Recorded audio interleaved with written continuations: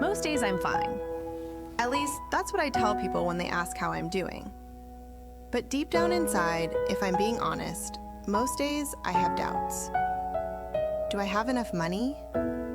Do I have enough time? Do I have enough patience? Do I have enough strength? Then I wonder, am I enough? Am I enough for my family? My job? Do people think I'm a failure?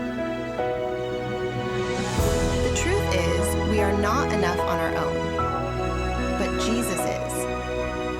He is enough for all of our failures, our weaknesses, and our future. When I have my doubts, I can give them to Him, and He is my enough.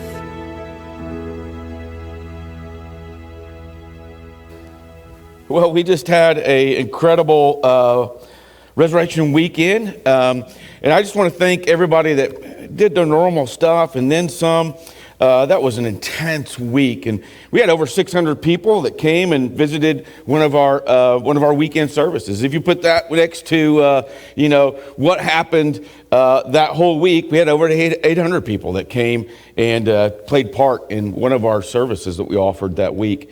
And so that's worth celebrating, and I just want to lay that before you because we continue to pray for you guys. Many of those were new connections or connections that you were fostering.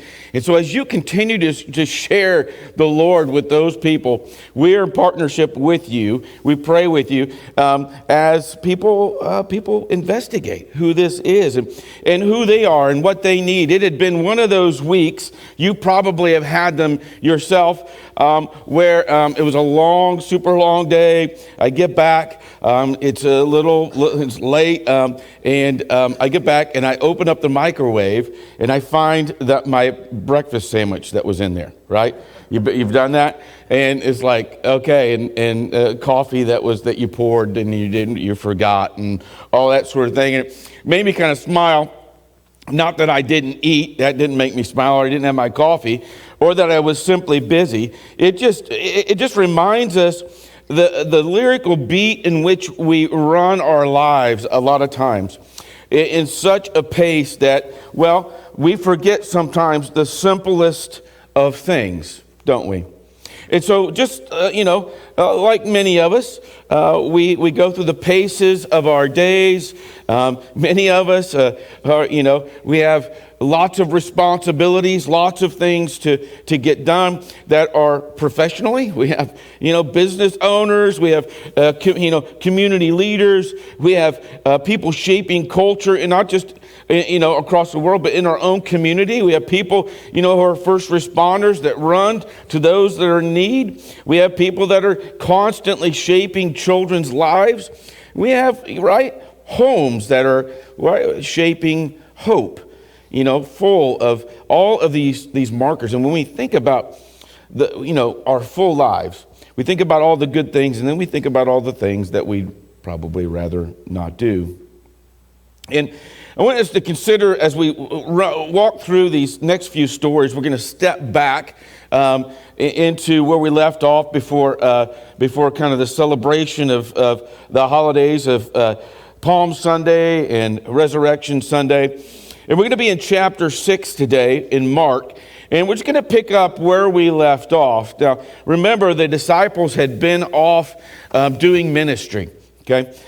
Ministry that they probably didn't feel like they were qualified for or prepared for, but God continues to provide all that they need. It says in chapter 6, verse 30, the apostles gathered around Jesus and reported to him all that they had done and taught. Then, because so many people were coming and going, they did not even have a chance to eat. He said to them, "Come with me by ourselves to a quiet place and get some rest." That sounds good, doesn't it? Many of us, right? And so they went away by themselves in a boat to a solitary place. But many who saw them leaving recognized them and ran on foot from all the towns and got ahead of them. So when Jesus landed and saw a large crowd, he had compassion on them because they were like sheep without a shepherd. So he began to teach them many things. So we picture this, right? We picture this in our own lives. You've had the last phone call was already one phone call too much, right? Or the last text you digested and had to respond to for whatever reason was already 3 texts in of being too much, right? All the layers that have been piling on, he's like, this is enough, right? And then you think, I need some rest, right? Well, this is the same scenario the disciples are in. Jesus sees it just as he sees where you sit right now, in what you need, in the gaps of your life, and whatever it is, wherever you land, whatever's happening right now. And he says, let's go off to a solitary place and let's get some rest. And that invitation sounds really, really good, doesn't it? Until what? Well, just like this, just like in this story, right? They see the disciples piling into this boat.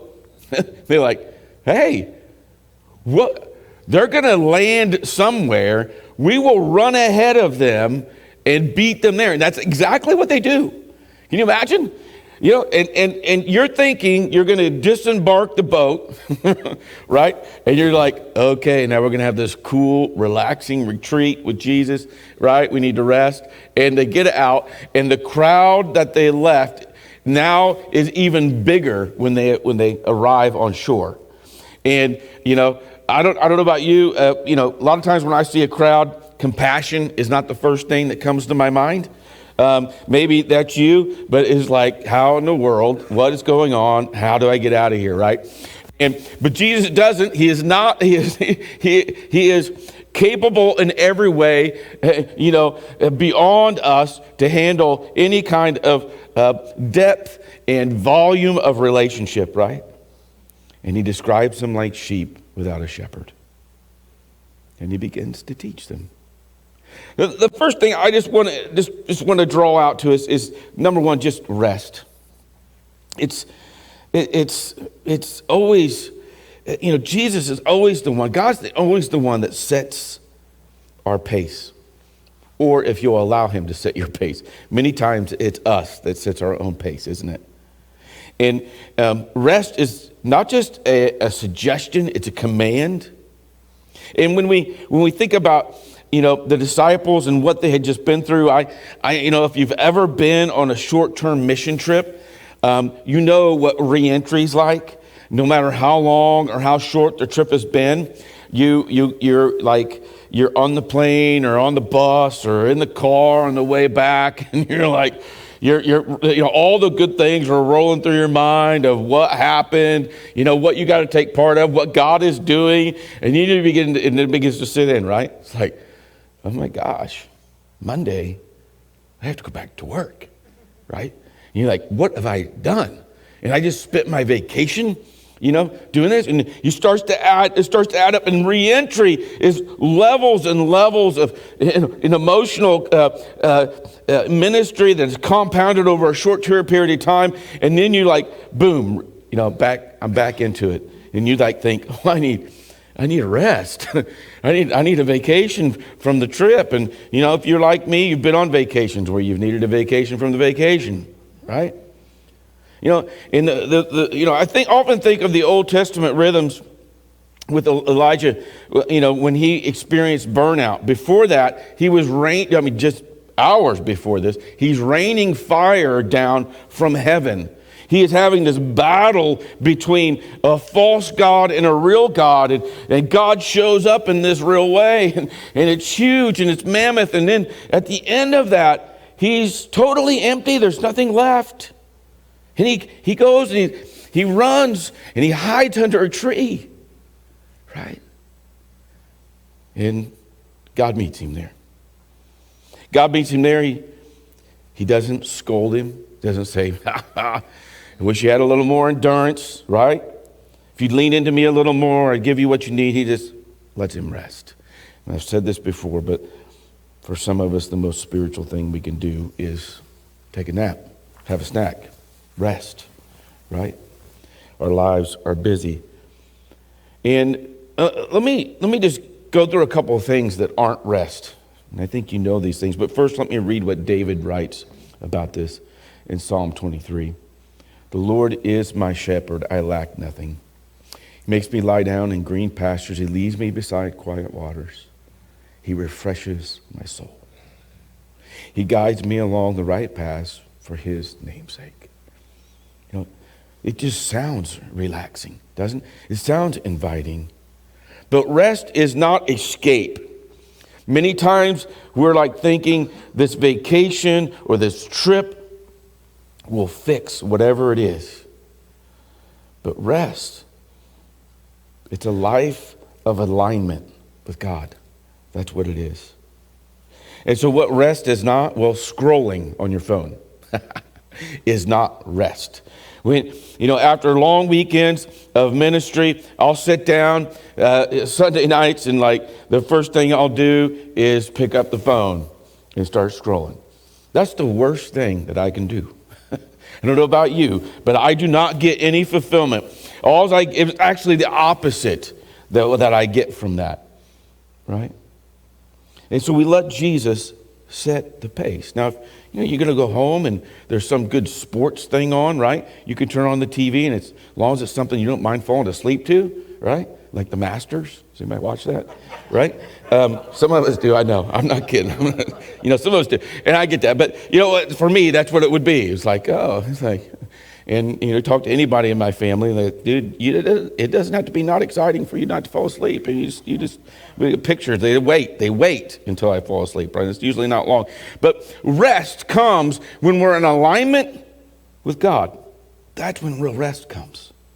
We carry on this. Mark 6:35 says, by this time it was late in the day, and so the disciples came to him. This is a remote place, and he said, it's already late. Send the people away so that they can go to the surrounding countrysides and villages and buy themselves something to eat. But he answered, you give them something to eat, he said to them. He said to him, what would it take? It would take more than a half a year's wages. Are we to go spend that much on bread and give it to them to eat? How many loaves do you have? He asked. Go and see. And when they found out, he said 5 loaves and 2 fish. Then Jesus directed them to have all the people sit down in groups in the green grass. So we get this picture, like he's teaching them. They get there, they're tired. He's like, it's late, right? And like, hey, these people are hungry. Let's send them away so they can go get something to eat. And Jesus flips it on them. Has he ever done that to you? It's like, hey, why don't you take care of this problem, right?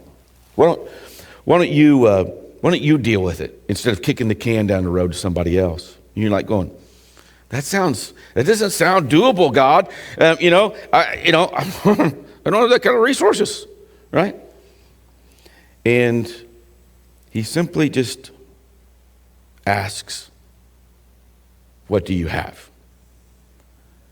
Check and see what you have. I love what John does not give us the details of where all this, Mark doesn't give us the details of where all this comes from, but John does. Listen to what John 6 says. There was a boy with 5 small barley loaves and 2 small fish. But how far will they go among so many? Jesus said, have the people sit down. There is plenty of grass in that place. And they sat down, and about 5,000 men were there. Now, Mark wants us to see, now remember the theme that Mark wants us to see all the way through is that Jesus is this servant and king. John here, he records this, and he wants us to see, well, all that, and he says, I want you to see what participation looks like with God. Will you participate with him in what he has going on? Says, so they sat down in groups of hundreds and fifties, taking the 5 loaves and the 2 fish. He looked up to heaven and he gave thanks and broke the loaves. And then he gave them to his disciples to distribute to the people. He also divided the 2 fish among them all. So just this thought of we bring simply what we have. What is it that you already have that you don't think is enough that God can use? What does that look like for you? And quite often, it may be something that God is been telling you to do for a long time. And it may be something in ministry, it may be something else, but quite often when we're called to step out of our comfort zone and speak to people about who Jesus is to us, quite often we think, I don't have enough knowledge to do something like that, right? Well, bring what you have. God will provide the rest. Quite often when we think, well, what if I screw it up, right? What if the presentation that I give actually does just the opposite? It takes somebody further away from God instead of bringing them to them. Allow God's Spirit to work. You just bring what you have, right? And maybe it's, a few months ago, we did a food drive. And we made these emergency response boxes that we pass out to people, especially when the food pantry is closed or the off days, right? Or they've already been there and those sorts of things. And you all brought food. No one person brought enough food to take care of the entire problem, right? Matter of fact, if you put all the food together in which we collected, we didn't collect enough food to take care of all of Orange County. But we just bring what we have, right? And those boxes are still going out every once in a while, meeting a need, because we just brought what we had. So what does that look like for you? Bringing just what you have. 2 Corinthians 9 says this, now he who supplies the seed to the sower and bread for food will also supply and increase your store of seed and will enlarge the harvest of your righteousness. For you will be enriched in every way so that you can be generous on every occasion. Throughout us, your generation will result in thanksgiving to God. Blessings will result. That is the result if we just bring what we have. This is, in verse 42 says, they all ate and were satisfied, and the disciples picked up 12 baskets of broken pieces of bread and fish, and the number of men who had eaten was 5,000. Now, remember, they're counting heads of households here, so if you really do the math, it could be upwards of like 20,000 people that were fed. Not that that would make the miracle any better or any less. But it's not really about people's stomachs. It's not really what the story is about. It's not why it's in there. It's about this infinite joy that comes in just bringing what you have, being obedient. When you think that it's not your responsibility and you kick the can down the road, just go ahead and bring what you have. See what you can do. See if God won't meet you there. And he usually does. Well, thirdly, we need to remember this. Remember the evidence of what God has done. Maybe you've been in these situations. You can look back on your lives, and that's what these 12 baskets really represent. It's interesting. They collect them, right? They collect them, and they weren't empty. Everyone had eaten. Everyone had already consumed what they needed. They were satisfied, and the disciples bring them back, and it's like they brought back a receipt, right? It's like, hey, this is a reminder. God will do more than we ever can imagine or even expect. There's a great momentum in this idea. This idea that we need to stop for a moment and celebrate what God has done. We need to stop for a moment in our own lives and take inventory. Several years ago, we started a gratitude wall at our house, and we simply just passed out Post-it notes to everybody. Okay? And the deal was everybody had to at least contribute something. All right? And put it on the wall. And before long, we had a wall full of Post-it notes of things that God, not only that we were thankful for, but these things are also connected to things that God has done. How important it is for us to remember how faithful God has been. Deuteronomy 8:2 says this, remember how the Lord your God will lead you all the way into the wilderness for 40 years to humble and test you in order to know that where your heart was, whether or not you were to keep his commands. And so memory fuels faith. It really does. It reminds us. And I'm not super good at this. I want to push past what we've done and look for the next thing. Sometimes we just need to settle down, revel in what God has done, take inventory of it, and celebrate it. I'm often reminded of when the Israelites crossed the Jordan on dry ground. God told him to go back into the river, gather up a stone, one for each tribe, and stack it as a monument, right? And when people were to ask, what is that about? They could say, our God dried up the Jordan, and we walked across on dry land. It's also a reminder that this bread that came back in these baskets that was broken and consumed, well, it's a reminder kind of what we just did. We took this piece of bread and we remembered that it embodies Christ, and we consumed it ourselves. And then we took the cup and did the same. And it was a reminder that this bread that was broken, there was something greater to come, right? Christ was going to be that for us. Mark 45 says, immediately, here it is again, that word, immediately. Mark likes that word 42 times. He's going to use that word. Immediately, Jesus made his disciples get into a boat and go ahead of them to Bethsaida. While he dismissed the crowd, after leaving them, he went up to the mountain to pray. Later that night, the boat was in the middle of the lake. He was alone on land. He saw the disciples straining at the oars because the wind was against them. Shortly before dawn, he went to them walking on the lake.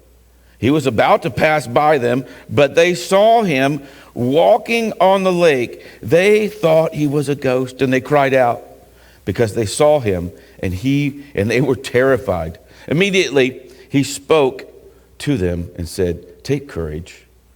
It is I. Do not be afraid." He climbed into the boat with them, and the wind died down, and they were completely amazed, for they had not understood about the loaves. Their hearts were hardened. Isn't that interesting how they experienced this pretty significant event, right?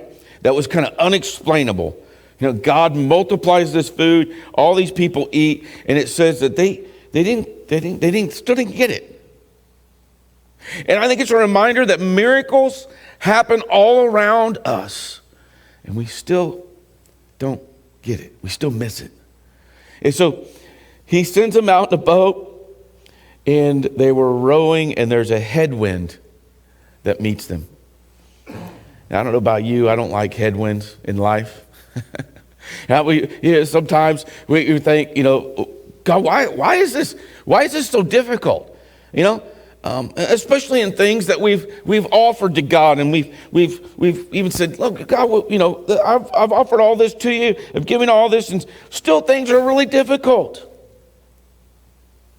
And it's a reminder that life, I don't have to tell you this, it's not rainbows, it's not ponies and puppies, is it? No, life is full of Mondays. It's full of headwinds, it's full of storms, right? And so when we think about this picture of them rowing, and that's really my next point is row. Keep rowing.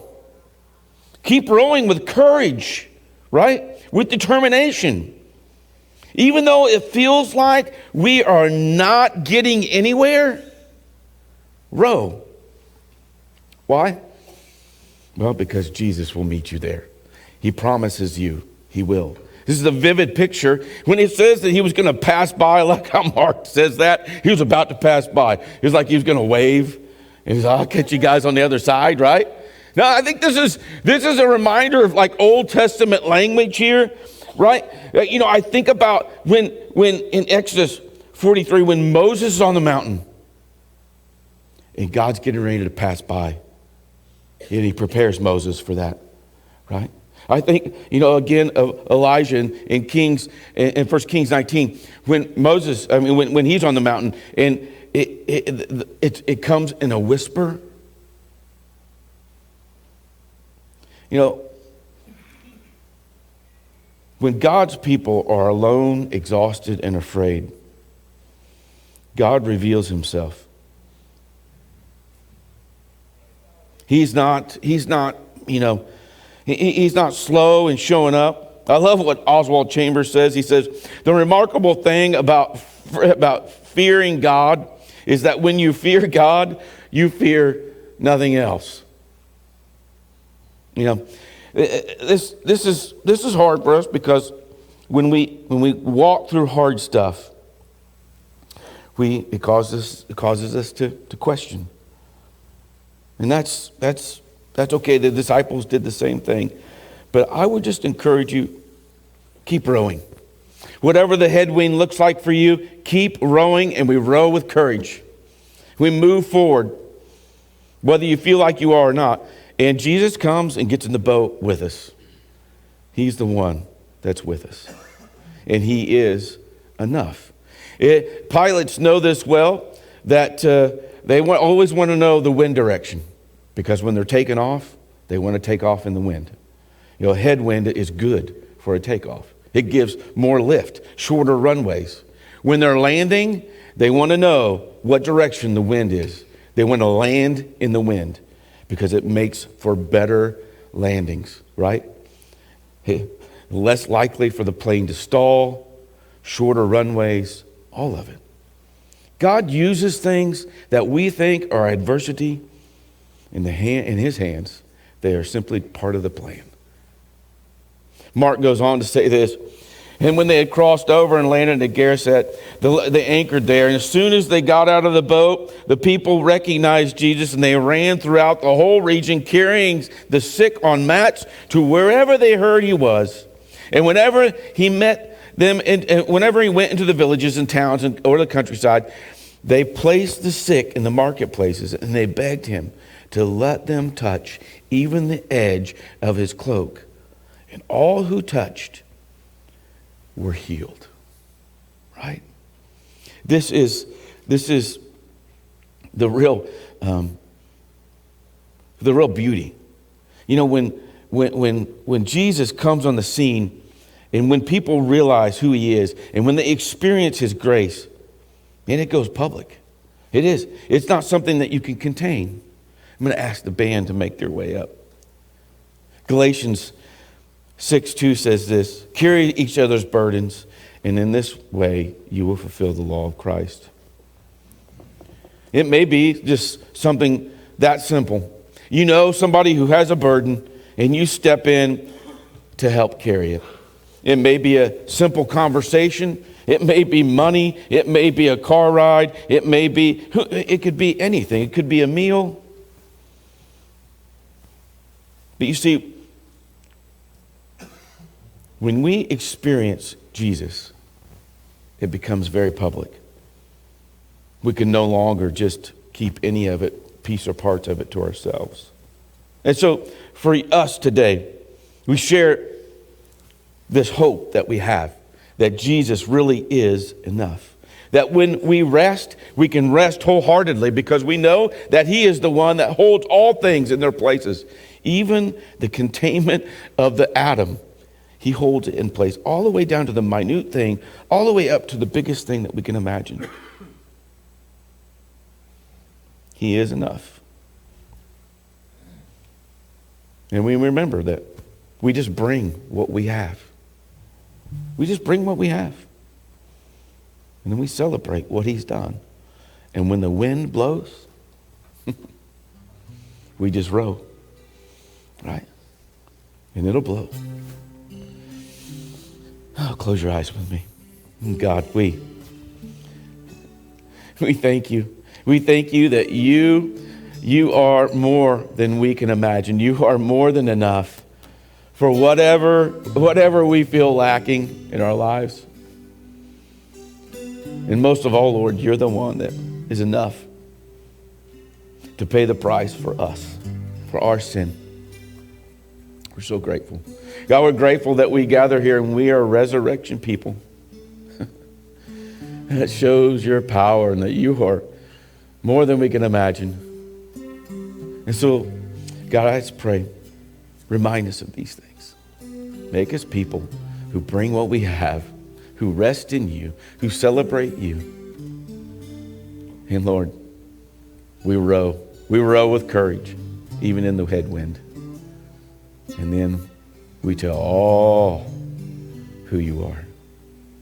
We ask all this in the name of Jesus. Amen. Let's stand together and sing this.